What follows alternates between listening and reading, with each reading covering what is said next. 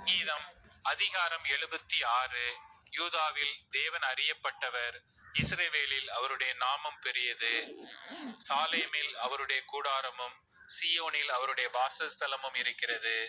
அங்கே இருந்து வெள்ளின் அம்புகளையும் கேடகத்தையும் பட்டயத்தையும் யுத்தத்தையும் முறித்தார். சேலா. மகத்துவம் உள்ளவரே, கொள்ளையுள்ள பர்வதங்களை பார்க்கிலும் நீர் பிரகாசம் உள்ளவர். தைரிய நெஞ்சுள்ளவர்கள் கொள்ளையிடப்பட்டு நித்திரையடைந்து அசந்தார்கள். வல்லமையுள்ள எல்லா மனுஷருடைய கைகளும் அவர்களுக்கு உதவாமற் போயிற்று. யாக்கோபின் தேவனே, உம்முடைய கண்டிதத்தினால் ரதங்களும் குதிரைகளும் உறங்கி விழுந்தது.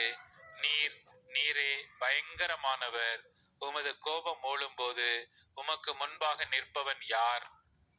நியாயம் விசாரிக்கவும் பூமியில் சிறுமைப்பட்டவர்கள் யாவரையும் ரட்சிக்கவும் தேவரீர் எழுந்தருளின போது வானத்திலிருந்து நியாய தீர்ப்பு கேட்க பண்ணினீர். பூமி பயந்து அமர்ந்தது. சேலா. மனுஷனுடைய கோபம் உமது மகிமையை விளங்க பண்ணும். மிஞ்சு கோபத்தை நீர் அடக்குவீர்.